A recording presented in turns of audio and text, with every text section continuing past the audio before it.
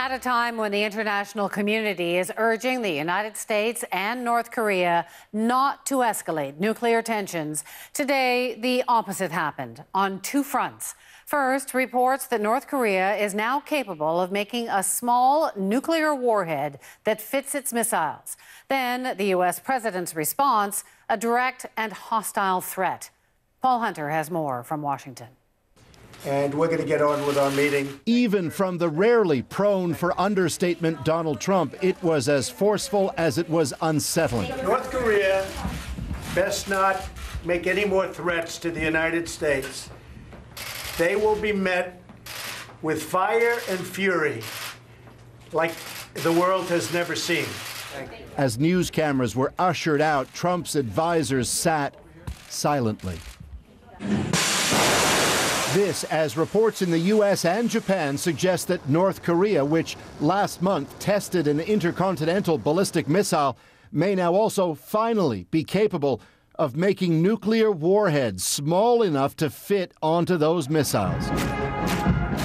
Long a dream of North Korea's leadership, those reports come after last weekend's fresh and toughest yet economic sanctions against that country by the United Nations, supported critically by China. And a warning to North Korea's Kim Jong-un from the U.S. He has to decide if he strikes the United States, is that something he can win? Talk of war in that region has ratcheted lately. Tonight, North Korea said it's now examining a plan to strike the U.S. territory of Guam, while the U.S. is considering, as it puts it, a war to prevent a war. Are we preparing plans for a preventive war, right? A war that would prevent North Korea from threatening the United States with a nuclear weapon. To be clear, any war there on any level threatens countless. Tens of thousands of U.S. troops are at North Korea's southern border, and some 60 kilometers south of them, also in easy striking distance,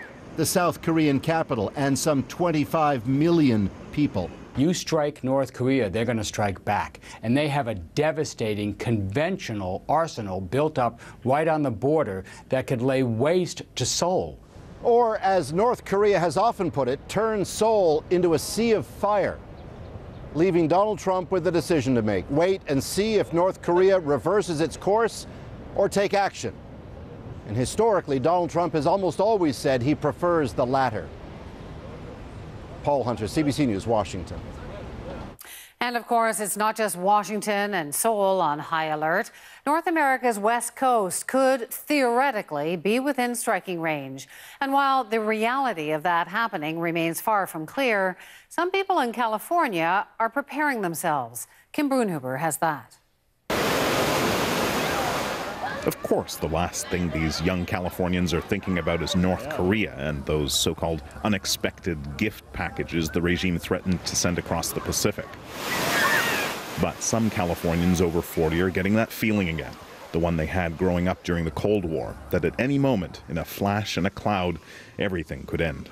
I do think about it, and I'm really scared. I mean, I think what we need to start thinking about investing in is to start building bunkers. That's how serious I take it. Just like we did in the Cold War? Yeah. First, you duck, and then you cover. The old civil defense drills like duck and cover may be a little old school. But now that many believe North Korean missiles can reach California, officials near potential targets like Los Angeles are dusting off those old nuclear contingency manuals and updating them. 120 kilometers north of Los Angeles, one county just launched a public awareness campaign to teach people how to survive a nuclear strike. Are we back in the era of teaching kids, duck and cover? Duck and cover is an outdated concept. So get inside and stay inside. Ventura County is replacing the old mantra with a new one. This is the thing to remember. Get inside, stay tuned. Most large American cities beefed up their nuclear attack responses after 9/11. This is a radiological detector. According to the man who designed LA's high-tech radiation detection system, that means they're well prepared to deal with the threat from North Korea. If a bomb were to go off, these detectors could be monitored instantly by officials at the White House. Something can happen in Los Angeles, and we can get an expert online in D.C. immediately. But some nuclear proliferation experts say Americans have more important things to worry about than North Korea. It might actually be better for people's psychological health just to go about their daily business, go to In-N-Out Burger or whatever, and hope that the diplomacy works itself out. His message: don't build that bunker just yet. All the energy used preparing for a nuclear attack would be better spent trying to prevent it from happening in the first place. Kim Brunhuber, CBC News, Los Angeles. A group of Canadian officials are in North Korea to discuss the case of an imprisoned Toronto area pastor. The country says Hyun Soo Lim tried to overthrow the regime. Today, the Prime Minister's office said Pastor Lim's health and well-being remain of utmost importance and that the Canadian delegation will continue to engage on his case.